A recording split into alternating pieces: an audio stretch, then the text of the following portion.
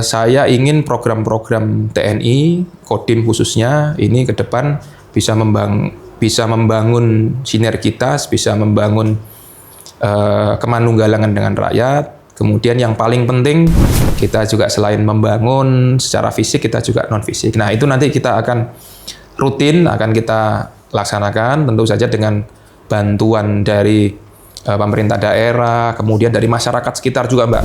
Suatu negara itu tidak akan dia bisa besar, dia tidak akan bisa maju, tidak akan bisa dia punya kekuatan diplomatis tanpa adanya suatu persatuan yang solid di negaranya sendiri. Pengambilan keputusannya seperti ini, didengarkan semua dan lain-lain itu. Karena di militer kami ini khususnya yang di level perwira, itu kan tugasnya syarat di pengambilan keputusan gitu. Tetapi dengan level kami, level masih level Kodim ke bawah gitu. Tapi salah satu dari cita-cita kan, selain cita-cita saya jadi tentara, juga pernah saya pengen jadi astronot juga, Mbak. Pernah jadi macam-macam. Tetapi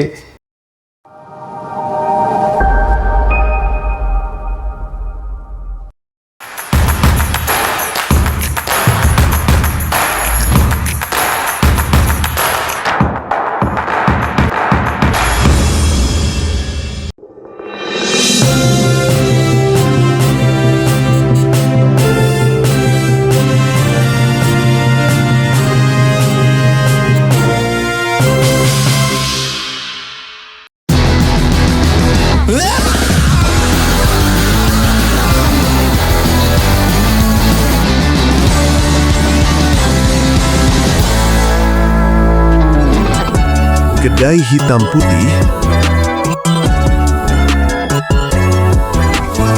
SLI Group, Femotan Fantastik Modern Hitan. Selamat datang di Klinik Pratama Rawat Inap Ibnu Khalil, tempat di mana kesehatan dan kenyamanan pasien menjadi prioritas utama kami. Didirikan dengan tujuan utama memberikan pelayanan kesehatan yang berkualitas dan terjangkau bagi umat dan masyarakat. Oleh karena itu, kami berkomitmen untuk terus meningkatkan kualitas layanan dan fasilitas yang ada. Kami bertekad untuk menjadi mitra kesehatan yang dapat diandalkan oleh masyarakat dengan menghadirkan pelayanan prima, profesional, ramah, integritas, mutu, dan amanah. Klinik Pratama Rawat Inap Ibnu Khalil berkhidmat memberikan pelayanan prima. Alhamdulillah untuk hasil sitik-sitik ditabungke nang BKK Lasem iso nglumpuk dadi akeh. Long live the fisherman. Nabung wonten BKK Lasem niku penak banget kok. Mbak-mbake sing cantik saben dinten mriki dadose saged nitip nambung terus. Saya kalau menabung biasanya langsung ke kantornya BKK Lasem. Pelayanannya ramah dan nggak perlu antri. Ambil tabungan di BKK Lasem juga mudah dan nggak pakai ribet. Dan dijamin uangnya aman dong.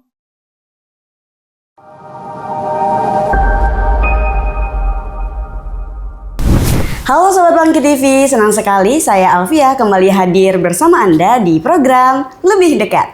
Ruang ngobrol santai tapi penuh inspirasi bersama orang-orang hebat dan luar biasa di Rembang dan sekitarnya. Oke teman-teman, hari ini kita akan berbincang dengan sosok perwira TNI yang tak hanya berdedikasi untuk bangsa, tetapi juga mengukir prestasi membanggakan di level nasional hingga level internasional. Beliau ini adalah Komandan Distrik Militer 0720 Rembang, Letkol Arm Winner Pradana Dieng Esos.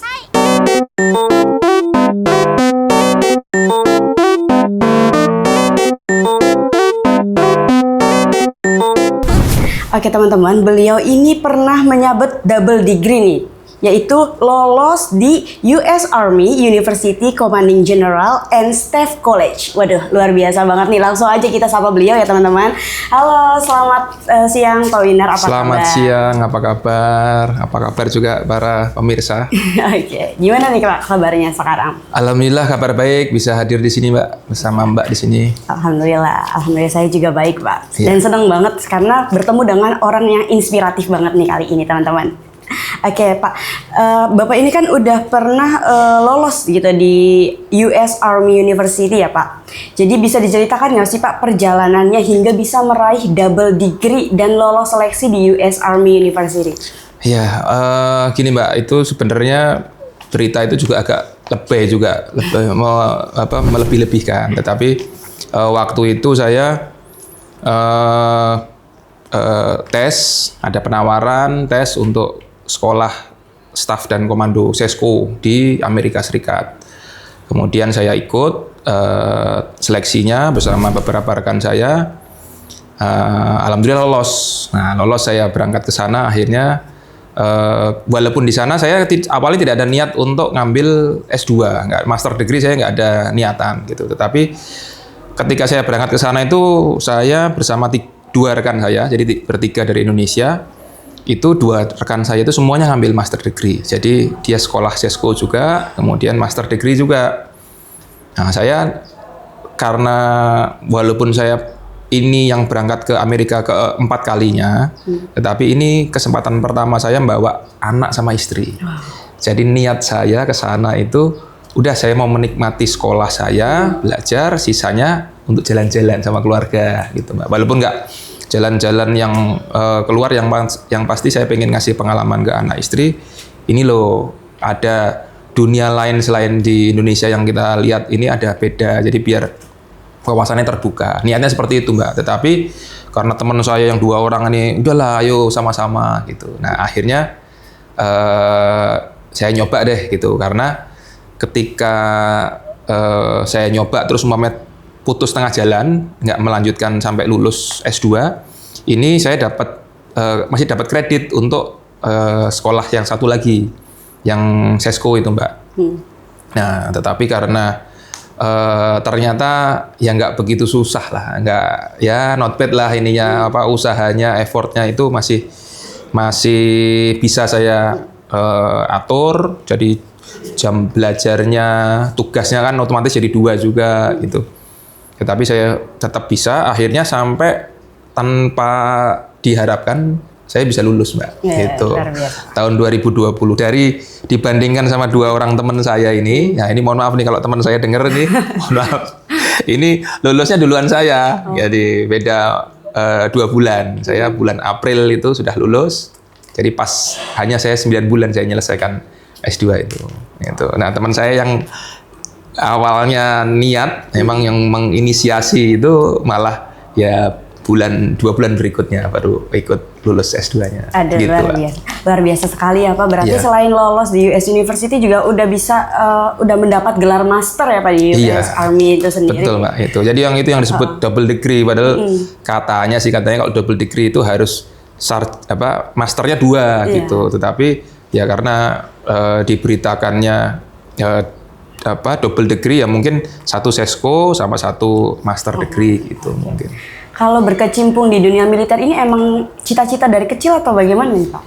Ya kalau ini memang ya kalau zaman kecil dulu salah satu dari cita-cita kan. Selain cita-cita saya jadi tentara, juga pernah saya pengen jadi astronot juga Mbak.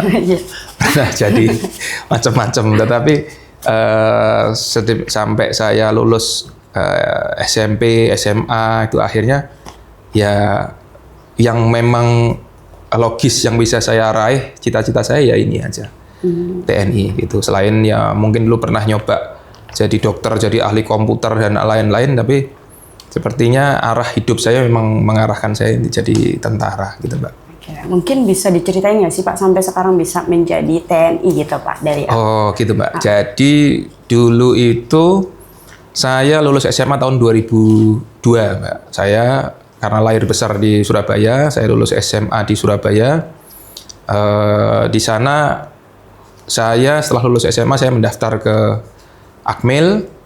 Saat itu sebenarnya saya daftar Akmil, saya daftar, AL saya daftar, terus Angkatan Udara juga saya mau daftar juga, cuman nggak tahu tempat daftarnya di mana. Jadi akhirnya udah daftar 2 aja, gitu, laut sama udara, darat sama laut.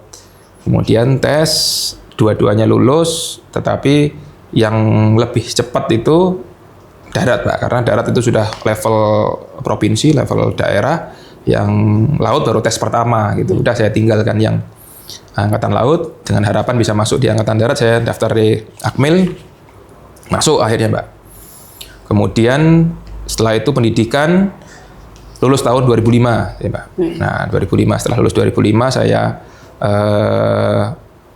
dinas di Magelang, dinas pertama saya dengan kecabangan Armet. Jadi nanti sebutan saya kan ada Letkol ARM itu Pak. Nah ARM itu Letkol Armet.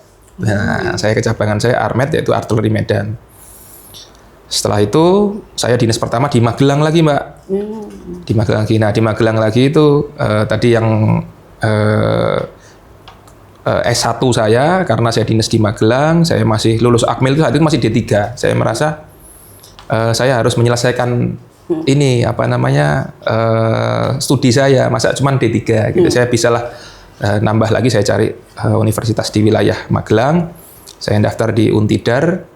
Saat itu namanya Untid masih Mbak, belum universitas negeri.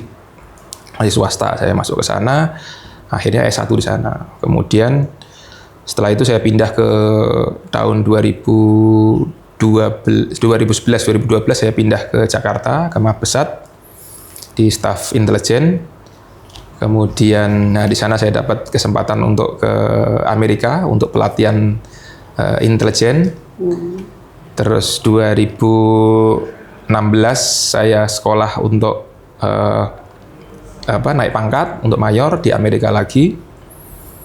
Kemudian saya selesai dari Jakarta itu, setelah sekolah itu saya dapat jabatan baru lagi di Cimahi Mbak, di Pusat Kesenjataan Artileri Medan. Nah di sana kemudian saya pindah lagi, habis dari sana pindah ke Makassar jadi Wadanyon Armet. Nah wakil komandan Batalion Armet dengan pangkat mayor, saya di Makassar Mbak. Kemudian dari Makassar ada penawaran seleksi Sesko tadi Mbak. Nah, saya baru ke Amerika. Setelah dari Amerika pulang, saya masuk ke Akmil. Ke Akmil jadi staf di Akmil Magelang. Kemudian saya pindah lagi. Nah, ini kan kalau tentara kan pindah-pindah terus ya Mbak. Nah, ini saya pindah lagi dari Magelang. Tahun 2022 saya pindah ke Mabesat lagi, ke Pusat Sandi dan Cyber. Kemudian dari sana saya pindah lagi ke Danyon Armet Magelang, Danyon Armet 3. Setelah Danyon Armet 3, 1,5 tahun saya pindah ke Cimahi lagi, ke Pusat Pendidikan Armet. Kemudian dari sana baru saya jadi Dandim Rembang ini Mbak. Di sinilah saya duduk bisa ketemu sama Mbak ini, ngobrol-ngobrol. Waduh luar biasa banget ya Pak. Perjalanannya cukup panjang dan udah keliling Indonesia ya Pak nampaknya Pak. Ya ada beberapa yang belum saya datangi, tetapi ya paling nggak saya sudah pernah ke wilayah timur juga sudah, terus ke ibu kota Jakarta juga sudah pernah.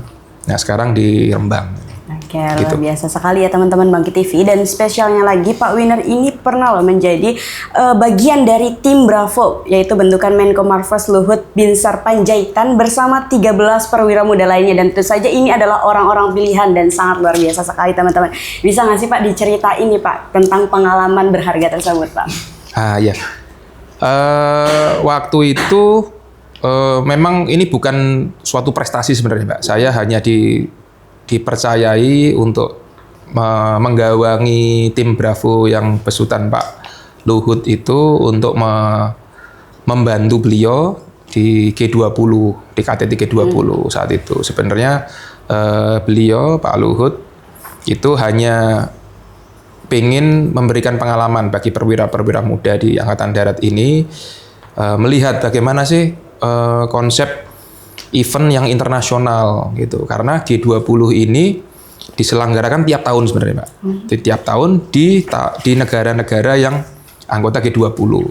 Nah seperti yang tahun-tahun sebelumnya ada yang pernah diselenggarakan di Brazil, kemudian tahun ini kalau tidak salah di South Africa, di Afrika Selatan, di Johannesburg.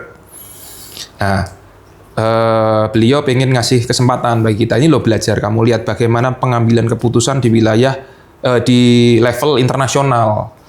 Pengambilan keputusannya seperti ini, didengarkan semua dan lain-lain itu. Karena di militer kami ini khususnya yang di level perwira itu kan tugasnya syarat di pengambilan keputusan gitu. Tetapi dengan level kami, masih level Kodim ke bawah gitu. Tapi saat itu kami dikasihkan pengalaman ini melihat pengambilan keputusan di level internasional antar negara gitu. Jadi mereka kan tidak terikat suatu apapun. Jadi saat itu pas ada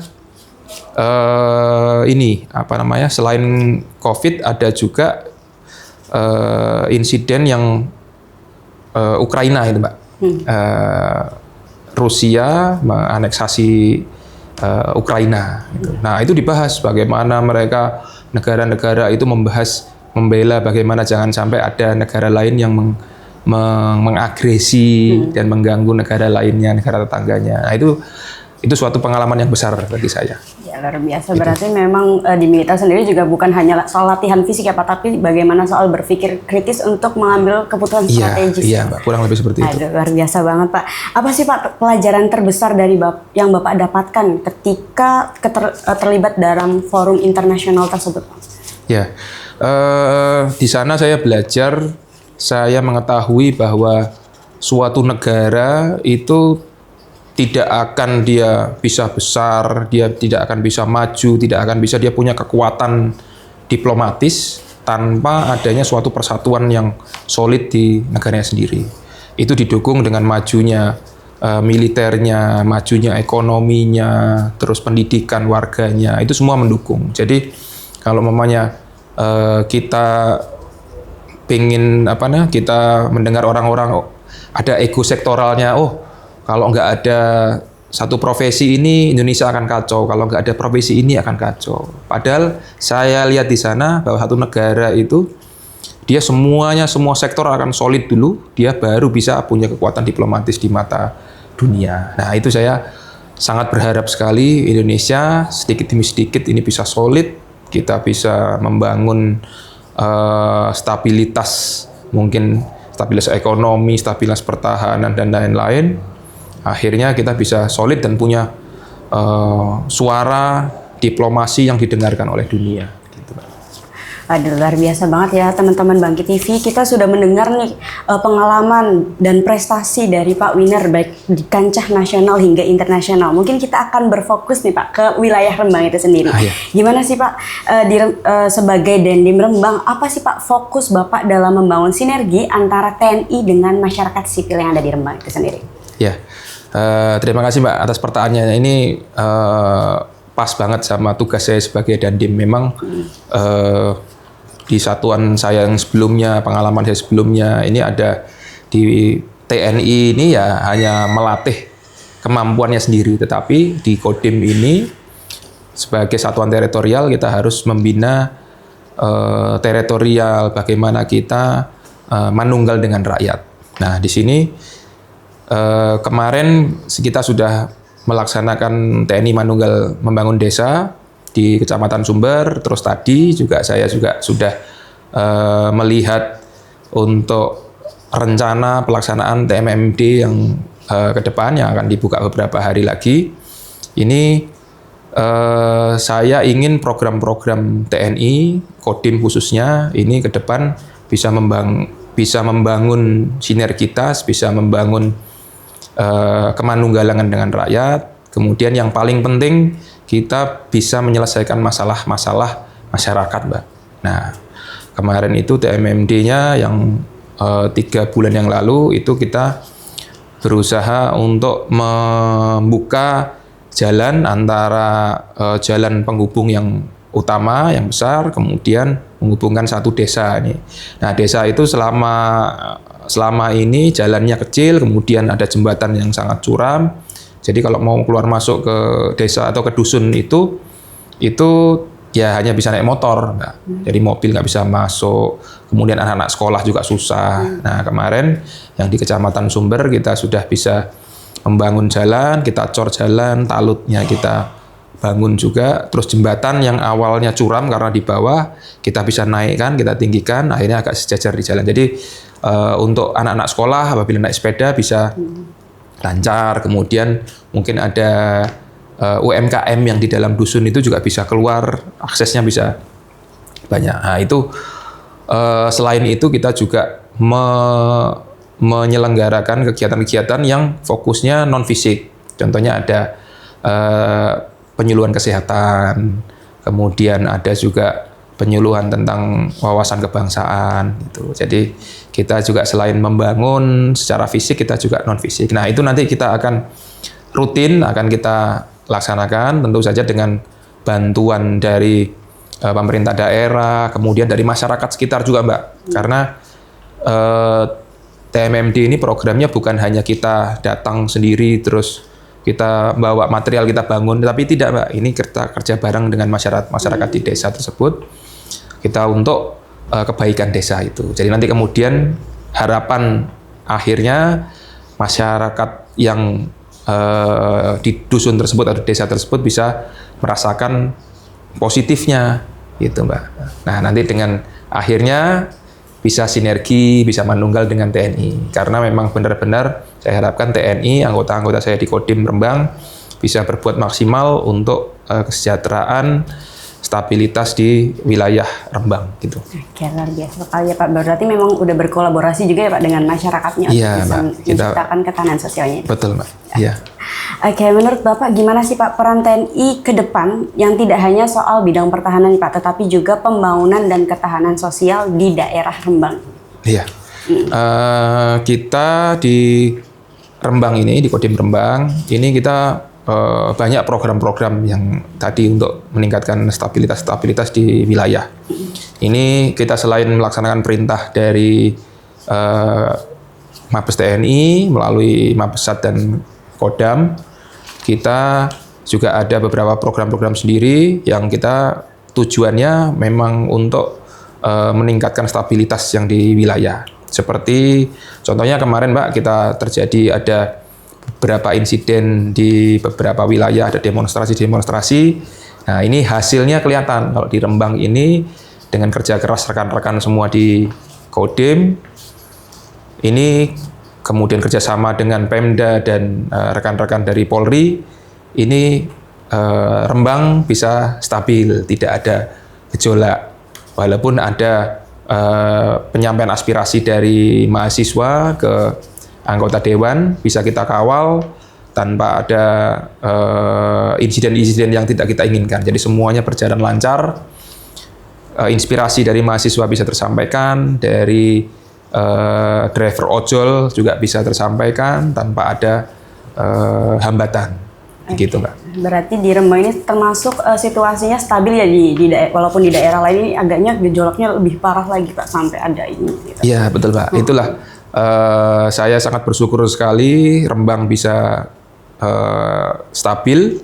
Ini kan kerjasama dari berbagai pihak, bukan hanya sekarang saja, Pak. Bukan saat saya menjabat saja, pasti ini sudah dilakukan oleh beberapa periode sebelumnya, entah ini dari Pak Bupati, dari anggota DPRD, dari Kodim, dari Polres, dari rekan-rekan mahasiswa juga, kerjasamanya sudah bagus. Jadi ini nanti yang akan kita perlu tingkatkan stabilitas tadi dengan cara ya mungkin kerjasama dalam program, terus komunikasi-komunikasi yang kita tetap laksanakan, kita selenggarakan gitu. Jadi saya tidak ingin ada batas antara TNI dalam hal ini Kodim dengan masyarakat. Gitu. Berarti memang dekat sekali ya Pak dengan masyarakat itu sendiri. Iya, betul Pak. Ya. Oke, kalau boleh tahu nih Pak, apa sih Pak, ada nggak pengalaman yang tak terlupakan mungkin selama bertugas di Rembang? Ada nggak Pak?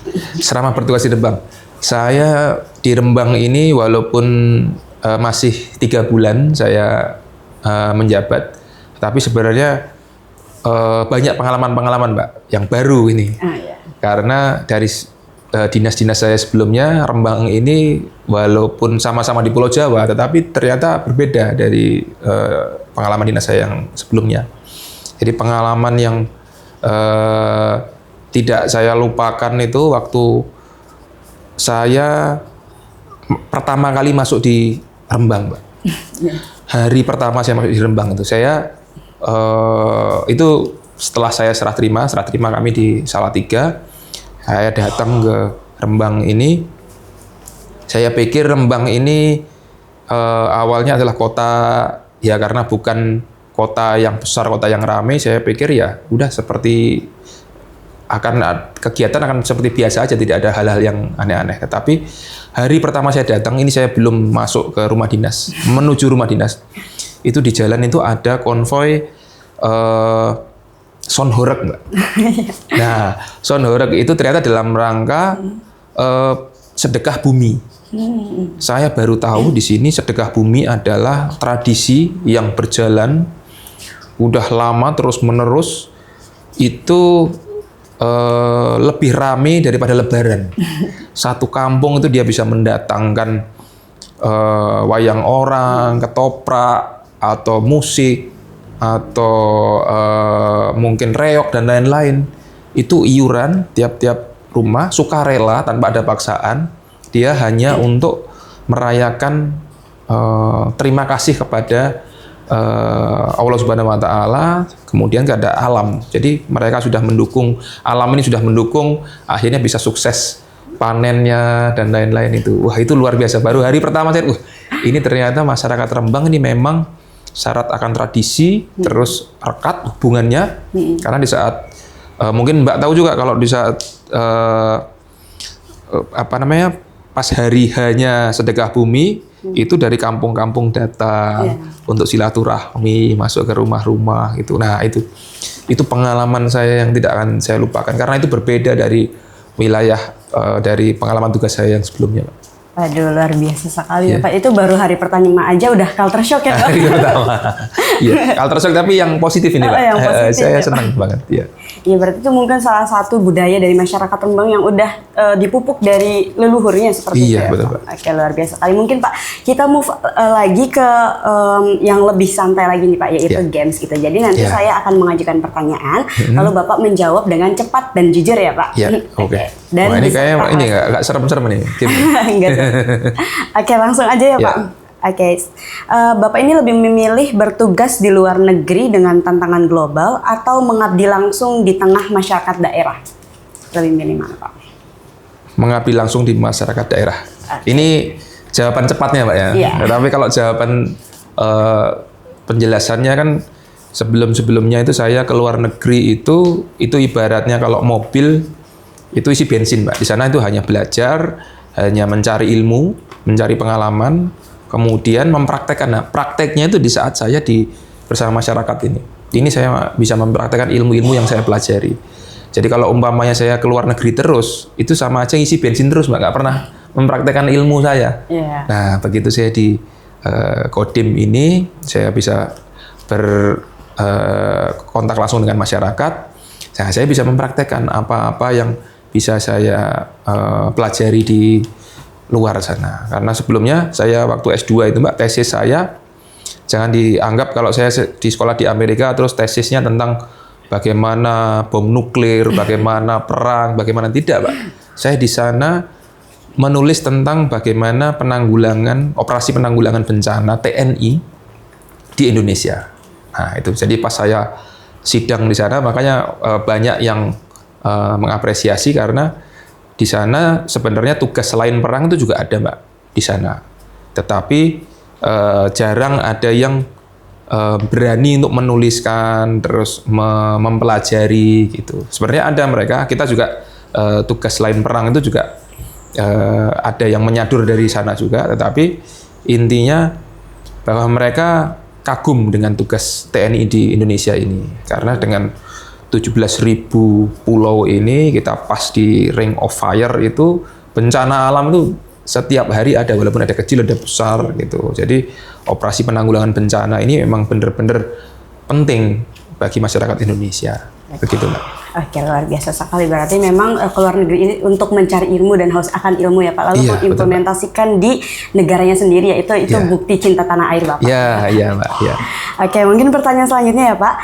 Menjadi perwira lapangan yang terjun langsung atau menjadi perencana strategi di balik layar? Bapak memilih yang mana?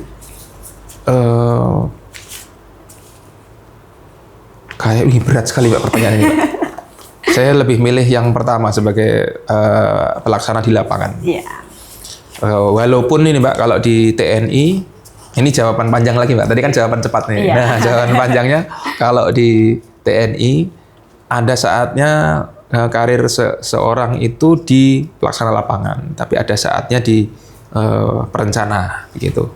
Karena perencana itu bagi level yang sama, mungkin level pelaksana sama level perencana ini, kalau pelaksana dia akan di level yang mungkin kayak seperti saya pelaksana di Kodim, saya melaksanakan di Kodim. Tetapi kalau level saya jadi perencana, saya kan merencanakan yang lebih besar lagi, Mbak. Gitu. Jadi memang sebenarnya ada untung, ada rugi, ada baik, ada buruk gitu.